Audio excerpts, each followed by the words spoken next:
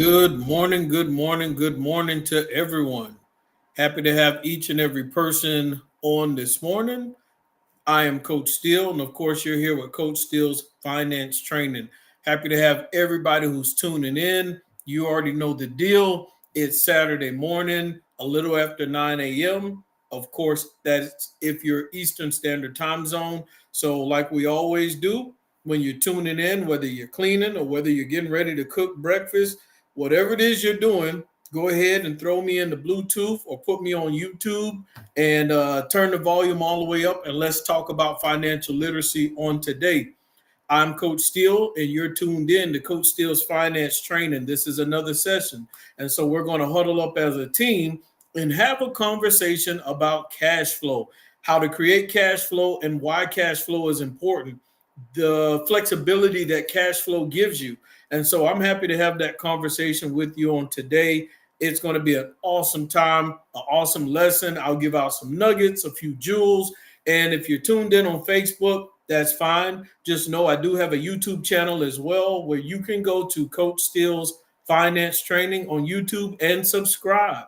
So that way, when I put out other content throughout the week, you get access to that content as well and notifications. If you're just tuning in only on Facebook, it's cool. But when I put out content and videos throughout the week, you just won't get a lot of those updates and updated content. So anyway, we have a lot to get through on this morning, so I'm excited about it. If you're tuning in, make sure you jump in the comment section on Facebook or in the chat section on YouTube and say good morning. That way I know who I'm listening, talking to, and I'll make sure that I acknowledge you as best as possible as we go through this process. And so on today, talking about financial literacy, yesterday I went live and I just talked about the mental side, portion of the mental side of financial literacy and why it's important that we have these conversations and why we discuss financial literacy for each and every individual person, the importance of physical health, mental health, and also having great financial health, and how we have to get comfortable with getting assistance and getting guidance. And sometimes those are people who are having financial problems. And honestly, sometimes you may not be having any financial hardship or issues, but you can still get help and assistance on how to elevate your financial situation. And so that way you never get complacent at a certain spot, but you constantly are pushing yourself in a positive way to be able to do better, to be able to be more fruitful, and potentially to be able to help other people as well. So never get just complacent where you are, because you have potential to be greater than where you currently are. And good morning to my beautiful wife, Yvette. Still happy to have you tuning in and listening in. The support is always appreciative. And so we're going to talk about cash flow and why it is important today, but also if there are future subjects or things that you want to discuss and talk about, feel free to drop that in the comment section or the chat section on YouTube or Facebook as well as you're tuning in. And so happy to have everyone tapped in on this morning to have this conversation about financial literacy. We're really building a good community of people that are having conversations about financial literacy. And we're going to continue to grow this community so that we can change the statistics about America and what's going on in America with each and every individual person in their pockets. Talking about money can be so taboo and so uncomfortable, but we're going to create a situation in a comfortable environment to make it comfortable, to make it okay to talk about financial literacy, to be able to talk about financial problems, strengths, weaknesses, progress, testimonies, success. We have to have a community where we can share that information so that we can all grow, encourage each other, and have our own economy in a sense. So anyway, as we get started and we talk about cash flow, yesterday I talked briefly about what cash flow is. And usually, if you have income and you have expenses, if your income is greater than your monthly expenses, then you usually will have cash flow at the end of the month. And so when you say, what is your cash flow? If I have $5,000 I make a month on my job and my expenses are $4,000 a month, when I pay those $4,000 of expenses, usually I'll have $1,000 left over at the end of the month. In that scenario, if you have $1,000 left over at the end of the month, then you're cash flowing $1,000 at the end of the month after you pay all your expenses. It's pretty simple. We don't need to break out the calculator for that. So, but what you have to do is each individual person needs to determine what their cash flow is. Good morning, Sabrina. Happy to have you in. And so once you can determine what your cash flow is, it is going to help determine how you can accomplish some of your other financial goals that you want to accomplish. If there is no cash flow at the end of the month, then it's going to be a little more difficult to accomplish certain financial goals that you may have in your life. And so you have those scenarios. Is there cash flow? If so, then you can start planning and being strategic about what are the goals you want to accomplish. In that scenario where I mentioned the person having $5,000 worth of income, $4,000 worth of expenses, they pay them off. They have $1,000 left over at the end of the month. Good morning to you, Mr. Reggie Castile. Happy to have you tapped in and tuning in. I believe Mr. Reggie is on YouTube. And so I have my YouTube family and I have my Facebook family. I love all of you. If you have $1,000 left over at the end of every month, then your cash flow is $1,000. What can that person plan realistically? Let's say in the next 12 months, if they have $1,000 left over at the end of every month, that person can say, my goal is to have $12,000 in 1 year in my savings account. Realistically, that is a realistic goal because they have $1,000 left over at the end of every month. Now, that's if they were just taking that $1,000. And yes, I know it'll be a little more than $12,000 because if they're putting it in a high yield interest savings account, that $1,000 each month is going to gain compound interest, which means they'll have a little more than $12,000 left over at the end of the year. And so that is a realistic goal because the person has cash flow. Now, if someone doesn't have any cash flow, they have $5,000 worth of income and they have $5,000 worth of expenses at the end of every month.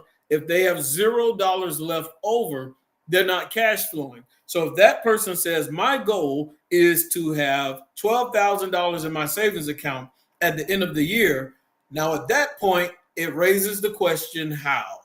At that point, I need to know, how do you plan on making that money appear in that savings account and building it up over 12 months to make it happen if there is no cash flow? So whenever you look at cash flow, it is so important because it can help dictate and determine how you reach those other financial goals that you have in your life, whether it's to eliminate debt, whether it's to invest more, whether it's to set up an emergency fund, whether it's to donate and give to other people. The list goes on. Good morning to you, Ms. Shirley Frazier. Happy to have you tuned in as well. We're talking about why cash flow is important. And that's why each and every person needs to be able to determine what is their cash flow. We need to find out what that amount is. We need to know, what is my personal cash flow at the end of every month? If I paid everything, am I cash flowing? And if I am, how much is that? And so that's what you need to find out. How do we find those things out? How do we find out what our cash flow is? Well, it goes back to the B word, my favorite B word, which is budget. It goes back to finding out what you have coming in and what you have going out. Ooh, this is so good. Whenever you can find out what you have coming in and what you have going out, then you can determine what your cash flow is. And once you've determined what your cash flow is, and you have that budget, you see everything, every dollar is accounted for, then you can start making adjustments. Yes, that's when you can go in the what I call the financial lab and start making adjustments. I remember when I was younger in my 20s, and I used to try to figure out, how come I'm always broke? How come am I always living paycheck to paycheck? I finally wrote out my budget. I'm old school. I like putting it on a piece of paper. To this day, I'll still write everything down on a sheet of paper. Expenses, I like to figure out what all my expenses are. What are things that I need? What are things that I want? And how much am I putting up for savings? Well, when I was in my 20s, that last part wasn't even an option. I was not putting away to invest or save because I didn't have enough. My budget, I was living paycheck to paycheck. Less than that, I had more expenses than I had income. So certain things I just didn't pay. It was trying to decide who I wasn't going to pay at the end of every month, as opposed to where I was going to invest at the end of every month. So the struggle was real. So that's why I love cash flow. I love having funds left over at the end of every month. Everyone should do their best to have money left over at the end of every month so that you can accomplish your financial goals. Now, some people don't have cash flow. And if you don't have cash flow, that's where you have to be creative.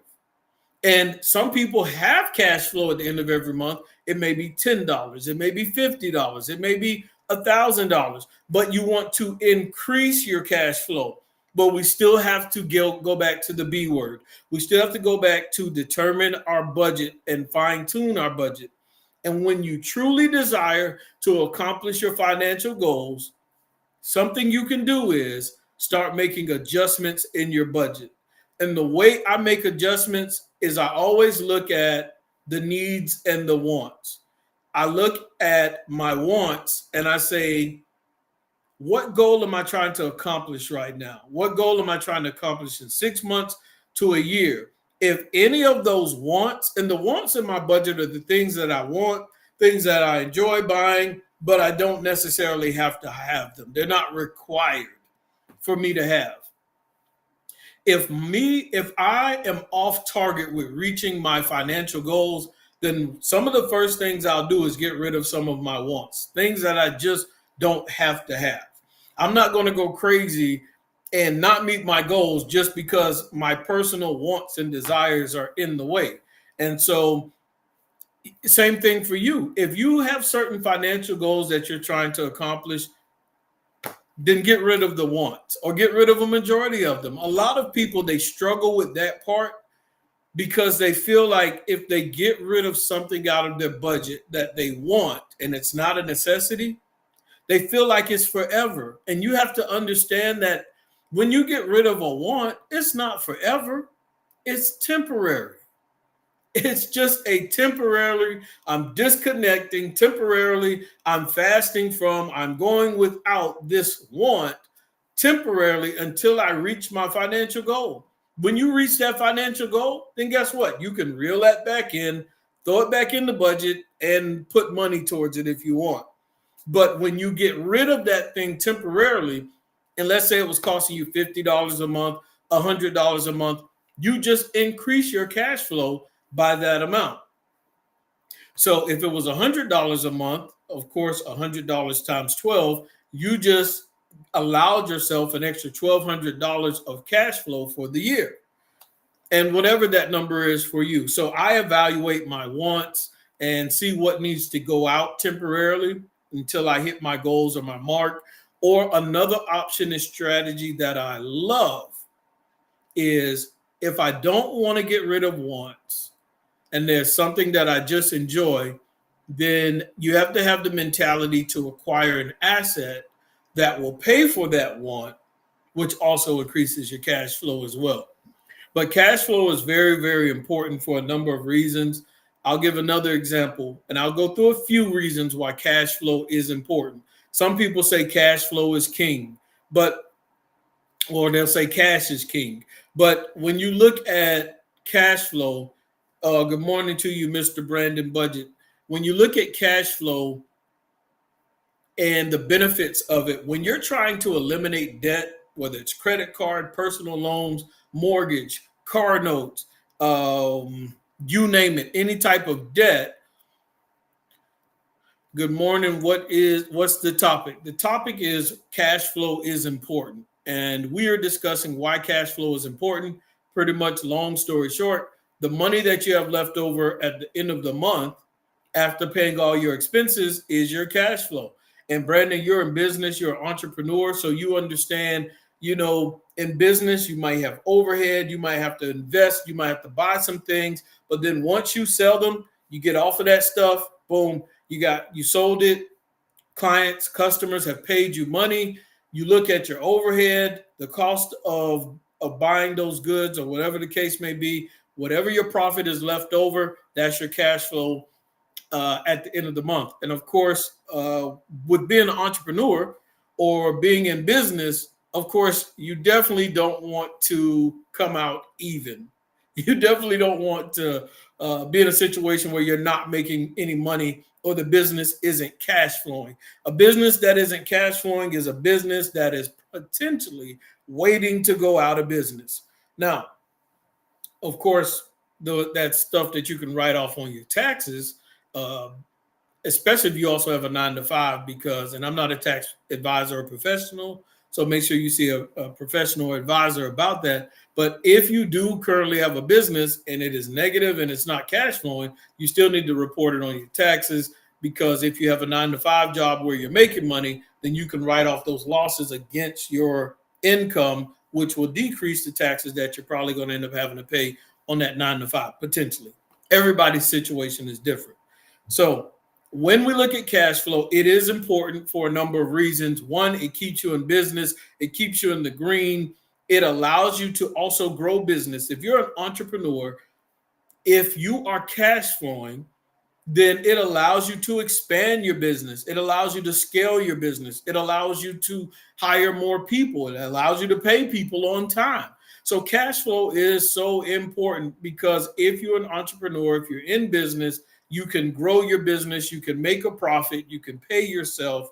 And so if your business is not cash flowing, same thing like a personal budget, you need to figure out what you have in your business, what is going out and how much is coming in, and evaluate. It may be something as simple as, I need to increase the prices on my product because I'm not cash flowing the way I want to, and evaluate where you can increase prices at.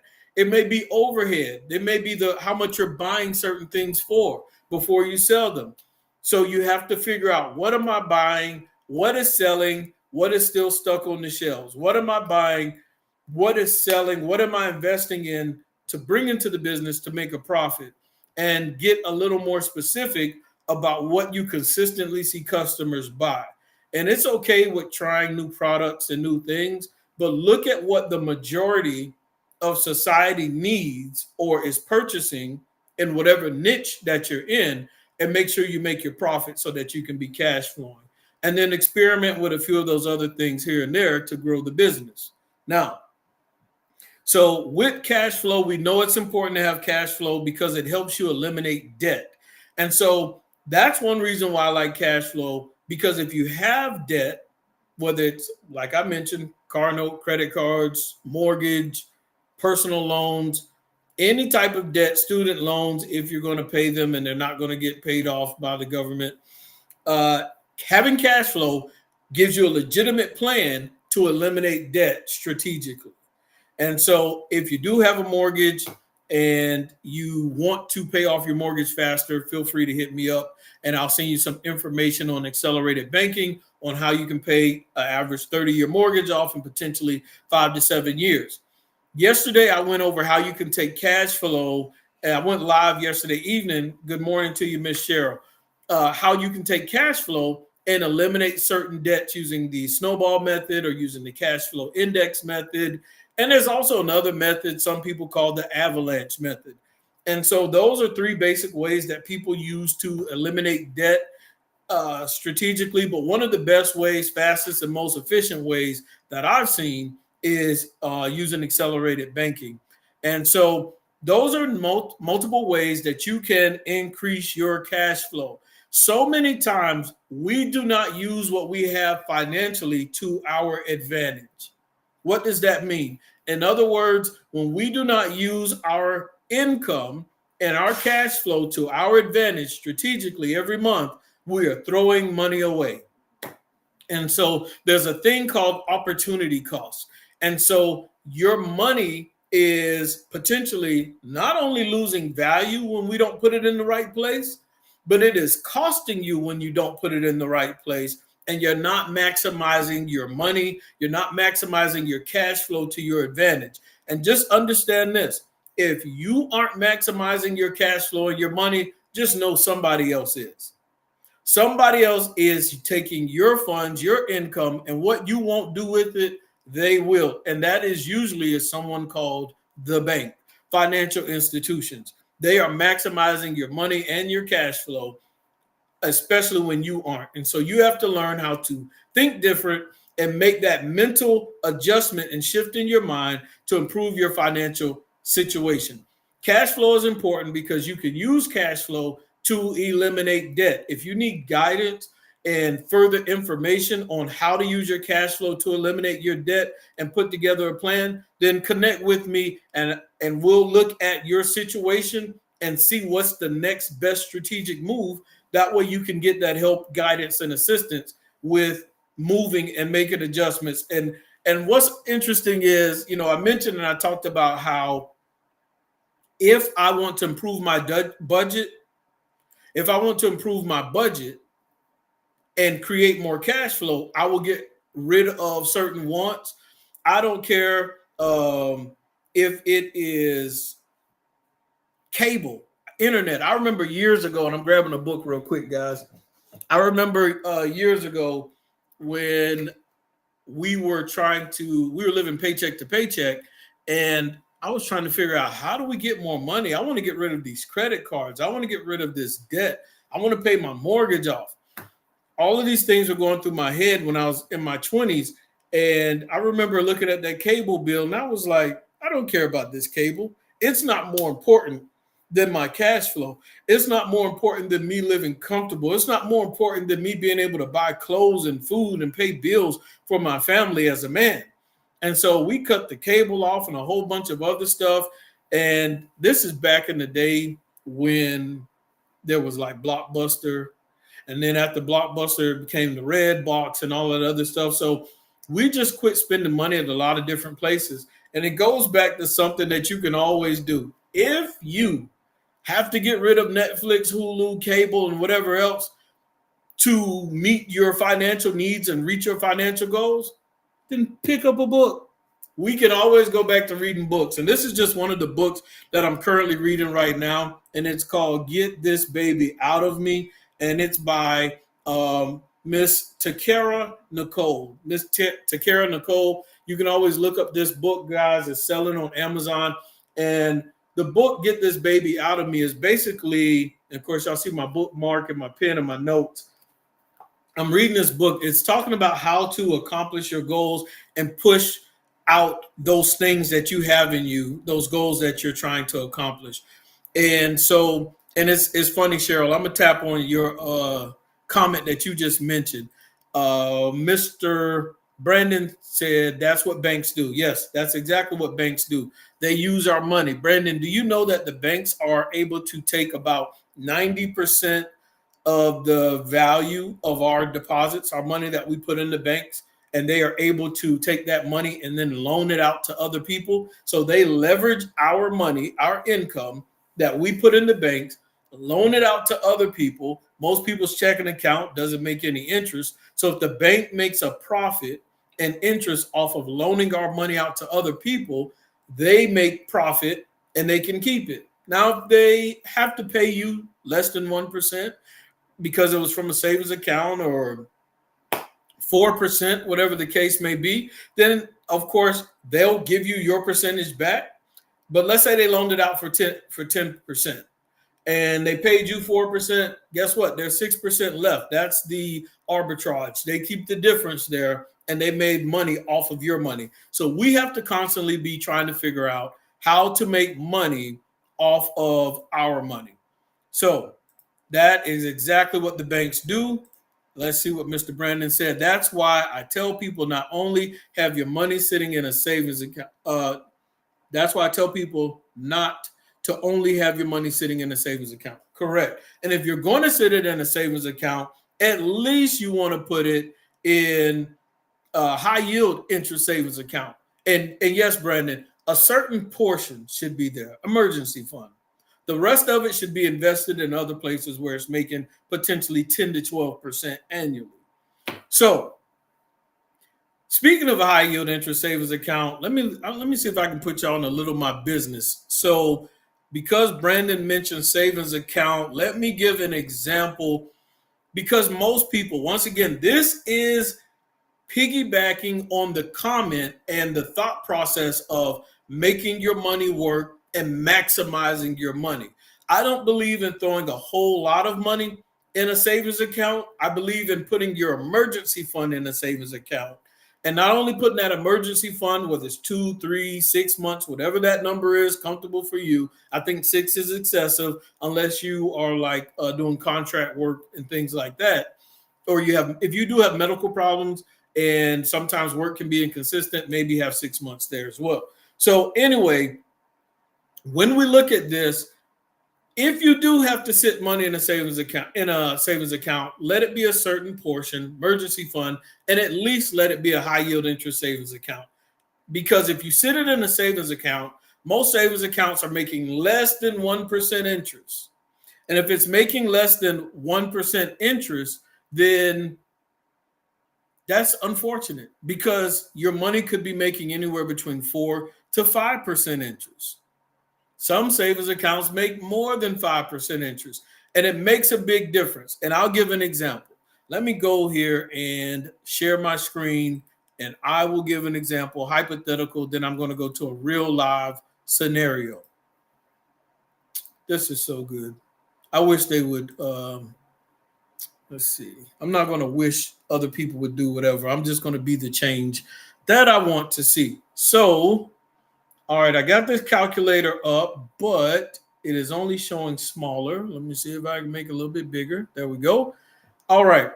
So let's say hypothetically you have $15,000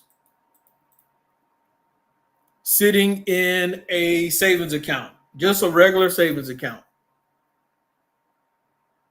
All right. And it is making less than 1% interest. So that's times 0.01. If it's making less than 1% interest, let me make sure I did it right, times 0.01 equals, there we go. 1% is $150, but you have to remember, divided by 12 months in a year. Let's see. So that $15,000 is going to make $12.50 every month. Now, just keep in mind, most savings accounts are making less than 1%. I just did 1% as an example. Average savings account is making less than 1%. So that $15,000 made $12.50 a month. Now, let's say you take that same $15,000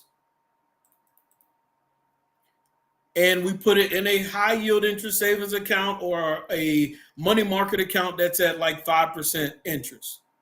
All right, times 5%.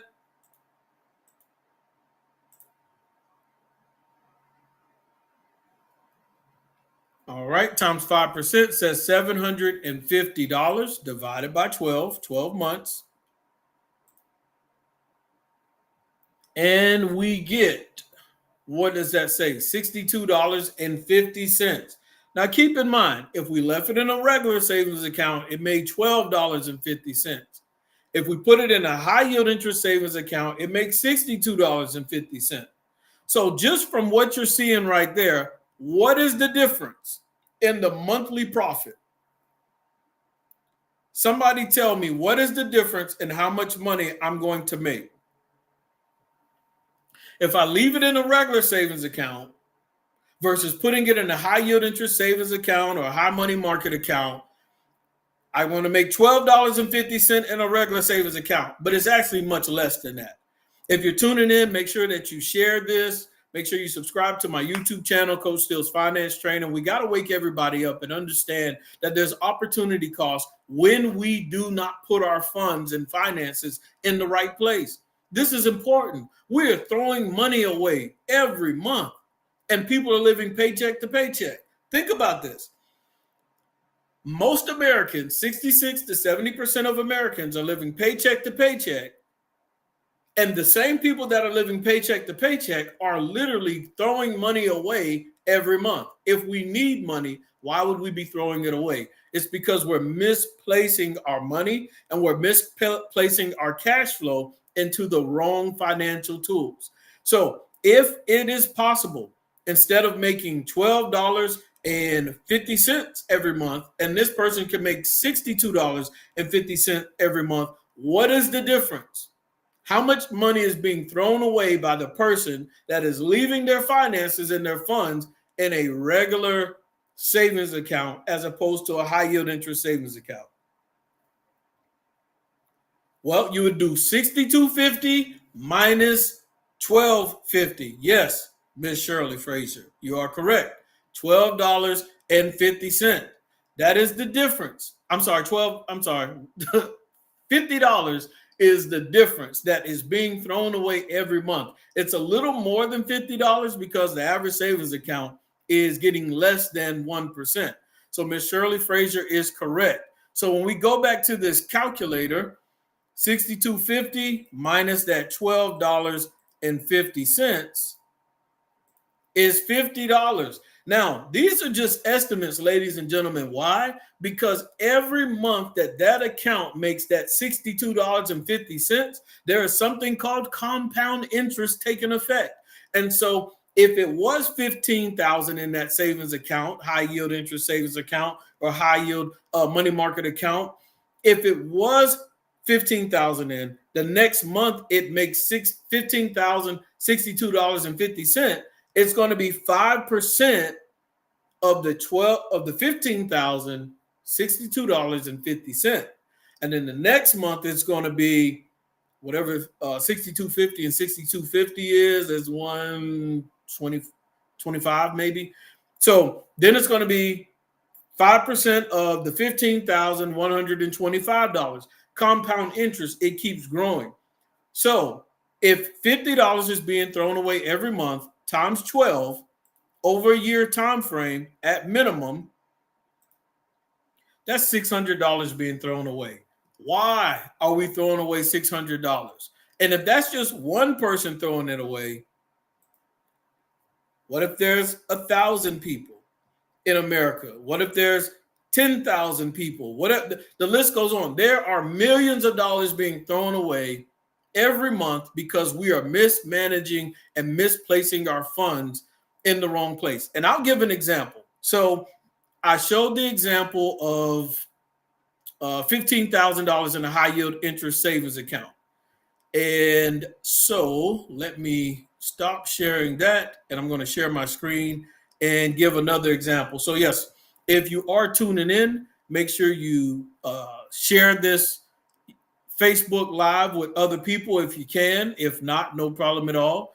No love lost. I love all of y'all all the same. Or you can tag somebody in here so that they can dive into this conversation. Let me make it a little more realistic. Let me see if I can turn this up a notch and let you all see exactly what I'm talking about so that you know what I'm saying is true, what I'm saying is real, and it's attainable. I'm not saying everyone has $15,000. It may be $5,000. It may be $2,000. The point still remains, go get the 5% as opposed to the less than 1%. The principles don't change, but the numbers and the digits might. Okay, so now I'm going to share a different screen with you. And hopefully I don't share too much. Lord have mercy. Lord. Okay, so, all right, let's look at this scenario. All right, here we go. Now, when we look at this scenario, and I don't know if the screen will be large enough, but when we look at July 30th, oh, there we go. I think I'm getting a little bit bigger. Boom.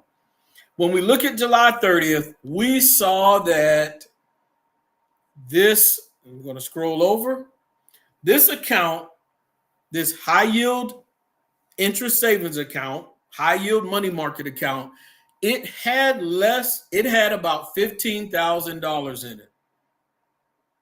It had about $15,000 in it. But What a coincidence.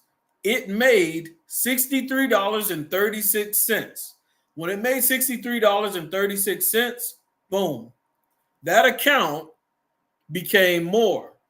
So it had about 15,000 in it, just like the example I just showed you.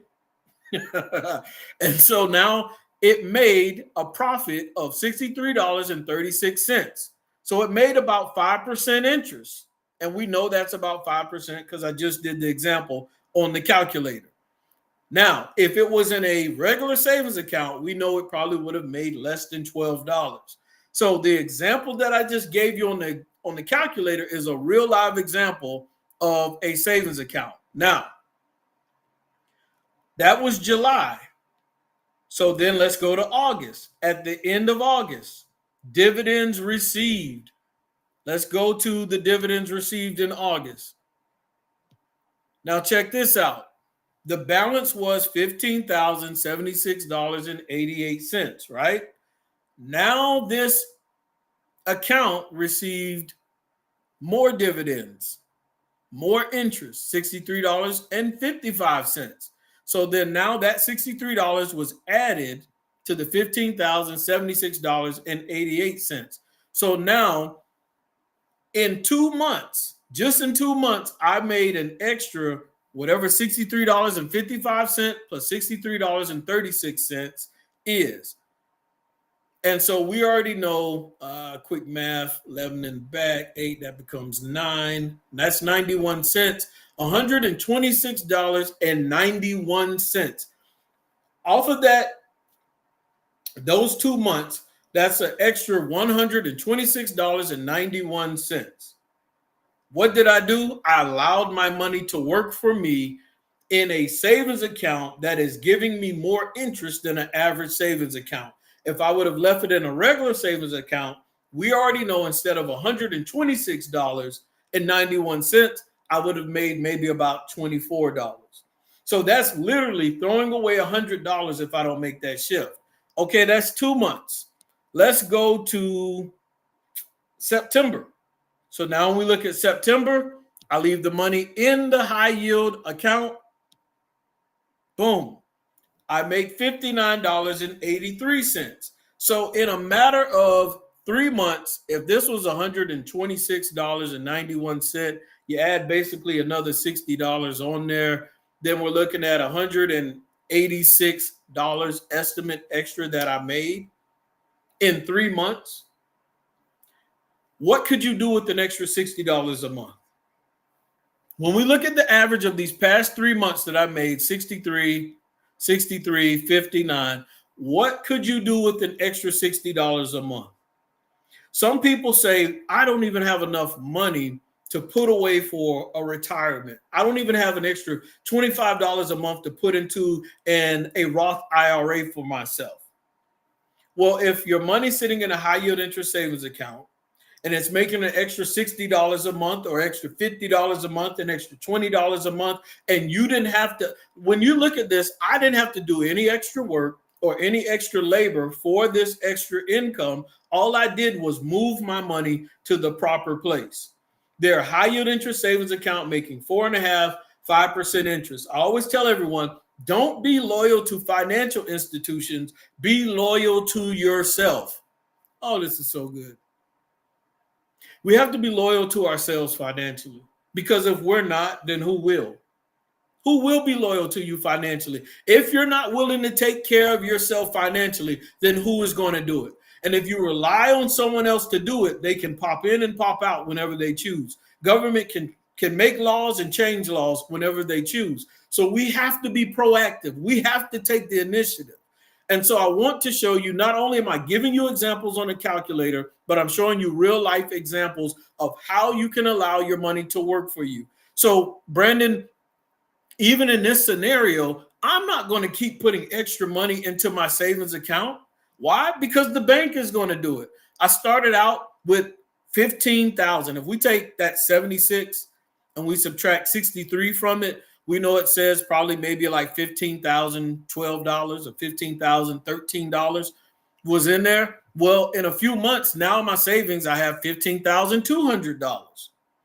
I don't have to build up my emergency fund. The bank is going to build up my emergency fund for me. I'm all about making money multitask, making your money work for you to your advantage so that we can focus on doing other things. I can allow it to continue to build my emergency fund because some of us say, I don't have enough money every month to build my emergency fund. Well, shift and adjust where you're moving your money so that it can help you grow it when you're busy doing other things.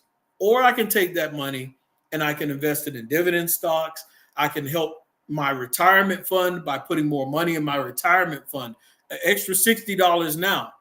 And then as I increase my cash flow, because we're talking about cash flow today, as I increase my cash flow, it gives me an opportunity to put more money into other things that I want to grow. So putting money in a high yield interest savings account can help you increase your cash flow. That's what we're talking about today, why cash flow is important. That was a lot that I just did right there and went through. So hopefully it didn't go over anyone's head and it made sense.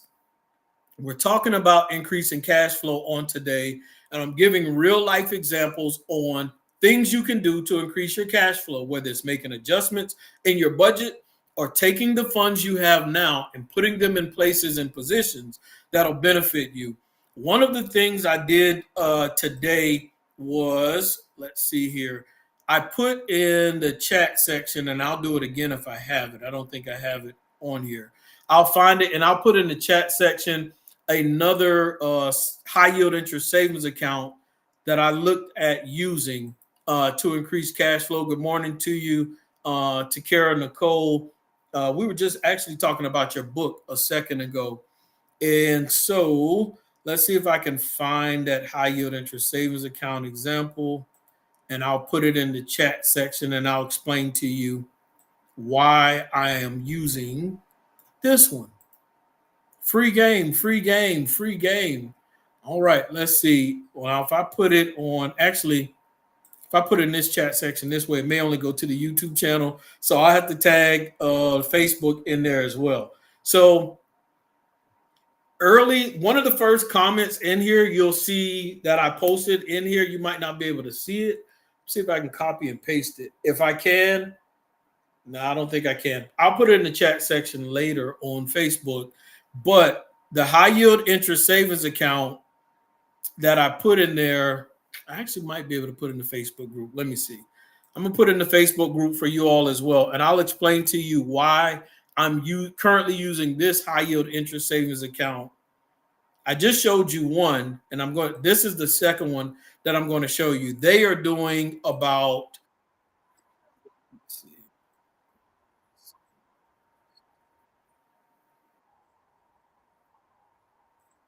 There we go. All right. So y'all should have that one on Facebook as well. So YouTube family and Facebook family should have both of them.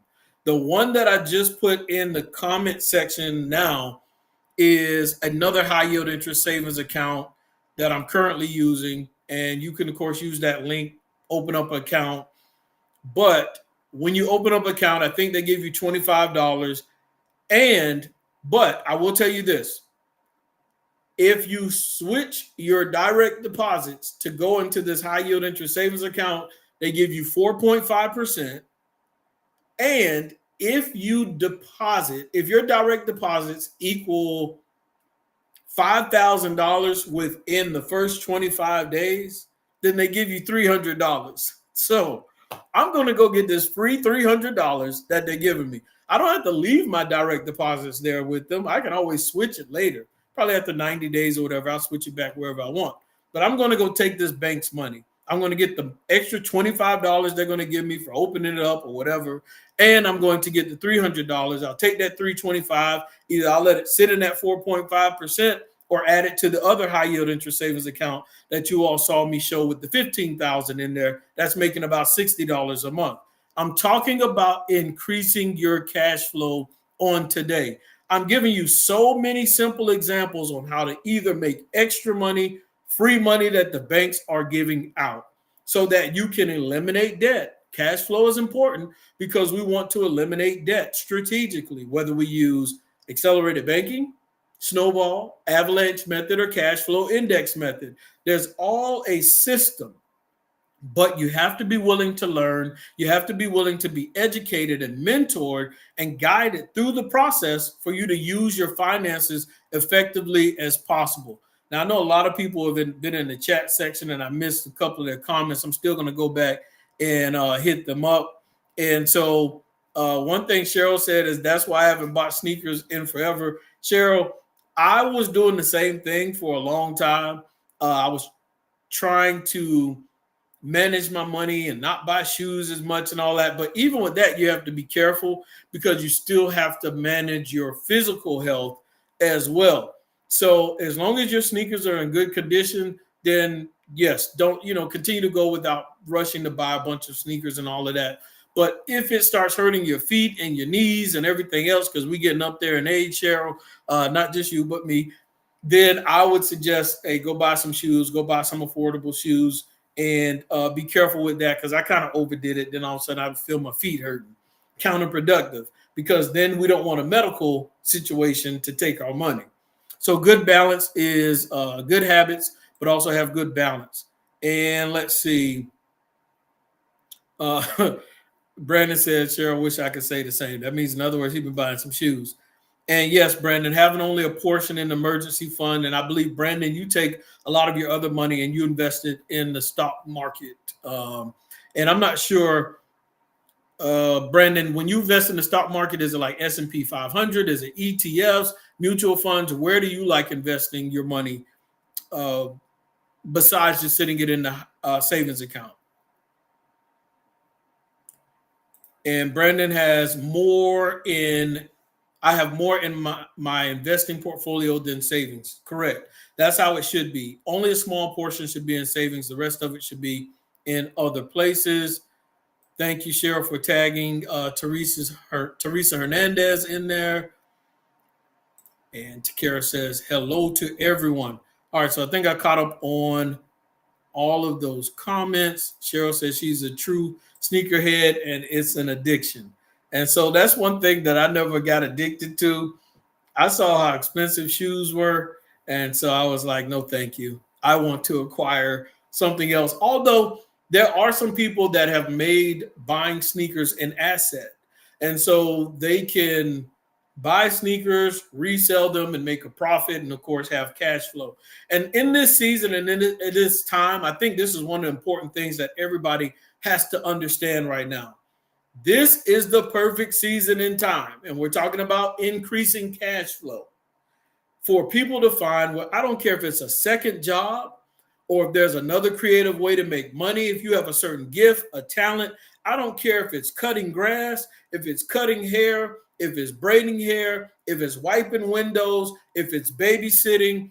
This is the perfect season time in America and wherever you are to find something besides just a 9-to-5 and work that thing like never before. Many times I'm counseling people and they need help with their finances and they may have this $1,000 credit card or $2,000 credit card, their cash flow, they don't have enough left over at the end of the month. And honestly, I look at some people's situations, and if they worked a part-time job, maybe for like 2 or 3 months, it would be enough for them to be able to pay some of those debts off and have breathing room and increase their cash flow because they've eliminated those debts. But you have to come up with a plan. You have to come up with a strategy to put in place to execute that stuff. So connect with someone. Don't be ashamed or embarrassed about your financial situation. If you're getting with a financial advisor or financial coach, they're dealing with people who have financial situations, so they're used to seeing it. It's not like you're about to show them something that they've never seen before. None of it is abnormal. You don't have to hang your head down or be embarrassed, but you need to be confident in solving your problem, confident that you really want to fix your problem so that you can make progress. If you drag your feet on fixing your problem, guess what? Opportunity cost. You have slowed yourself down from being able to excel faster. So many times, the average person can't count the opportunity cost. And I use an example of the $15,000 sitting in a regular savings account and a high yield interest savings account. And we saw that there's a $50 difference that person who sits it in a regular savings account is throwing that money away every month. You have to get out of the habit of throwing money away every month and being able to count the opportunity cost of when you don't take action. So you rob yourself when you don't take action. You make your situation worse when you don't take action. We have to have an open mind and say, you know what? I don't know everything, but I'm willing to learn. I don't know everything, but I'm willing to invest in myself. And so I did talk about cash flow, important to be able to eliminate debt. But I also want you to understand that the benefits of having cash flow gives you the freedom to invest. Brandon talked about how he takes money and he puts it in his, he invests in the stock market in his portfolio. Well, that's because he has cash flow left over at the end of the month to invest in there. And he's young. So if he continues to do that over a period of time, he is going to have $1 million plus because Brandon, I believe he's still in his 20s. He's young. So developing that habit now, 30 years from now, he'll have well over $1 million in his portfolio because of compound interest, continuing to invest, and that money's probably making anywhere to 10% and beyond every year. So we want to be able to have money to invest. Having extra cash flow gives you funds to invest. And also, I always tell everyone, make sure you subscribe to the YouTube channel, Coach Steele's Finance Training, because I put examples up there. Just like earlier, I showed you an example of my high yield interest savings account that makes 5%, and I'm showing you how the money is growing. So I'm not just talking about you should do these things. I'm giving you little sample size examples of how I myself am doing it to make my money work and also to make extra funds to take that money and be able to put somewhere else. So another example, let's see if I can show here. Yeah, I'll show this example. When you look at the YouTube channel, and it should be popping up for you all any second now. When I show you my YouTube channel, Coach Steele's Finance Training YouTube channel that anybody can subscribe to. Let's see if I can enlarge this. There's a video on there, and it was from last month. It says August, actually 2 months ago. Yes, 2 months ago, August 20. Yeah, it was the month of August. It says up $400 in 1 month. This is a dividend stock portfolio that I show people, and I just continue to update it every month for people to see. And it says up $435.76 in 1 month. This is a dividend stock that I use for an example just to show people how easy it is to start investing.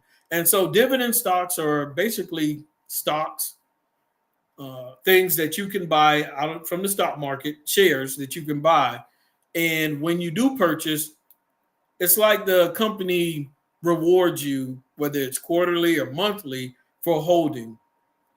And so when you're looking at this, they reward you by basically giving you money. And what I do is I take that money and I reinvest it so I can buy more shares. So when I get rewarded for holding these stocks long term, the company then gives you money, and you can take that money, the company money that they give you, and then reinvest it and buy more. And then that portfolio and those shares keep growing because now you're using that company's money that they gave you to buy, as opposed to having to just use your money to invest and buy. So the portfolio grows even bigger. But once again, go to Coach Steele's Finance Training, and you can watch that video and to get more insight. Now, this one is only 58 seconds. There's one that's a little bit longer that talks about it. It's about 8 minutes long. But there's plenty of videos and content at Coach Steele's Finance Training. You can go to the YouTube channel and watch all of those videos. Bunch of content and a few interviews on there as well. All right, so let's see. Sam says, I have a question for you. I have a phone consultation with a financial advisor, and I mentioned high yield savings account, and she says she recommends annuities. What is your take on annuities compared to high yield savings account? This is so funny. So once again, let me make sure I word everything correctly.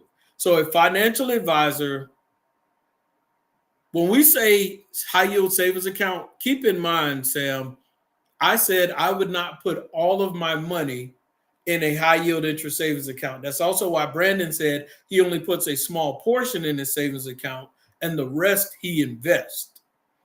Same thing that I'm saying here. You don't want to take a large lump sum of money and just for the next 10, 15, 20 years or whatever, sit it in a high yield interest savings account. You want to have an emergency fund sitting in a savings account. You don't want your emergency fund sitting in an annuity, because once you sit money in an annuity and get with your financial advisor so that they can explain the pros and cons of annuity and why you should put your money in annuity. Sam says she just came in. So when you sit money in annuity, that financial advisor should be able to tell you the pros and cons and the flexibility of that annuity. They should be able to explain to you, if you put it in, when and how you can start receiving distributions for it and all of that. They should be able to go in more detail about that. But when I'm talking about high yield interest savings account, I'm talking about your 2 to 3 months of emergency funds that if something were to happen, you have access to it. When I talk about putting money in a high yield interest savings account, let's say your monthly expenses every month are $5,000 a month, Sam. Well, take that 5,000, multiply it times 3, you got $15,000. Your emergency fund then should be anywhere between $10,000 to $15,000, depending on what you have coming in and going out every month. Like I said, I believe 6 months is excessive unless you have medical problems and unless you do contract work, things like that. Then 6 months isn't excessive. But the average person, 2 to 3 months, maybe 3 months of emergency fund is important. So I'm talking about sitting that in there. You should not sit your emergency fund in an annuity. That is a no-go. But I do understand pros and cons of annuity, but I don't want to speak on it in detail because I am not a financial advisor, and I want you to seek professional guidance and help. But there are pros and cons of annuities. I don't think they are a bad thing. And so after you talk with your financial advisor, I think you'll have better insight on where to sit the funds and why you want to sit them there, as opposed to somewhere else. And financial advisors, for advising you and for managing your money, they get paid for that. So you have to understand financial advisors and their role. Janae, what's up? I ain't talked to you in forever. So welcome for tuning in. Happy for you tuning in as well, Janae. But Sam, when financial advisors, and they're supposed to get paid, they manage money, they manage finances, so they should get paid. But just know, as they make decisions, there are certain benefits that happen on their side as well for managing your money. But I do believe everyone should be getting financial coaching and financially being advised with their money. Just like, people need, mental health coaches and mental health counselors and forgot the other word, therapists and things like that. So all of that is important. So definitely good question, Sam. Definitely good question. And make sure you ask your advisor, what are the pros of an annuity versus putting the money like in a 401k or an IRA or something like that. You'll get some great information, and it'll be good to have some feedback and come back and talk about as well.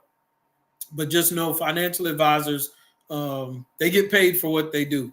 And financial advisors are usually pretty set on what they advise people to do. And they're pretty strict when it comes to what they're used to teaching and training. I'm a little more creative in my thinking, and I try to think outside the box. But every advisor is different, so I don't want to put financial advisors in a box as well.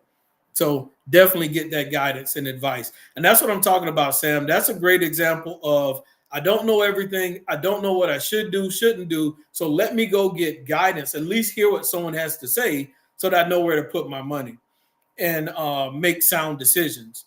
So anyway, once again, cash flow is important because we want to eliminate debt. We want to be able to invest, and we want to be able to build savings. Like I said, I like to make money multitask. So yes, I like to start building my emergency fund, but like I showed you all with the high yield savings account and the money that it's making every month, like $60+ a month of that 15,000, I like to let it grow on its own as well. So I don't want to do all the work. I want to make my money do a lot of the work as well. And I showed you a dividend stocks, how you can put money. You can go back and watch that video, and how you can put money and invest in dividend stocks monthly as well.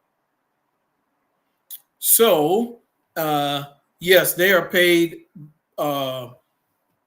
And so what happens is, once you start moving money in certain places and people are managing your funds, they never, how do I put this?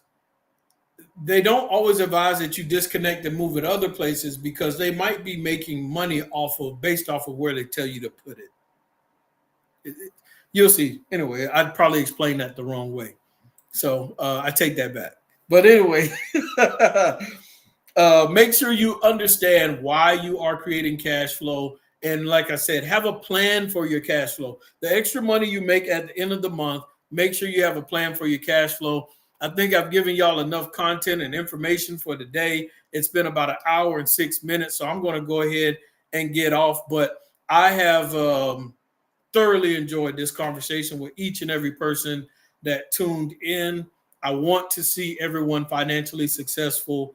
The stats say that everyone should be struggling. The stats say 66 to 70% of people are living paycheck to paycheck financially. The stats say that most people are not prepared for retirement, but we are going to change that. We're going to change our financial situation. We're going to build a community to where the conversation of financial literacy becomes normal, where it's okay to talk about where the struggles are, where the weaknesses are, where the strengths are, because what one person knows and what one person learns can help someone else. Does Simon know everything? No, I do not. Sometimes I do. Most times I don't. But anyway, no one knows everything, and we can all learn from one another. We can always elevate and grow, and that's what we're going to do together. And we can all grow successful businesses, whether you're working a 9 to 5 for someone, and that 9 to 5 is where you make your money. I want to see everyone try to be creative and find other ways to make money outside of that regular 9 to 5, so that you'll have more money to invest, and eventually you can disconnect from that 9 to 5 when the time is right. But anyway, yes, this one is actually live. Ha ha ha. But anyway, I appreciate you tuning in, Cheryl. I appreciate each and every person. Make sure you have an amazing, amazing Saturday. Make the most of it. Educate yourself. Find positive people to be around. Find positive people that are trying to improve their situation, and not people that are trying to drain and take away from you.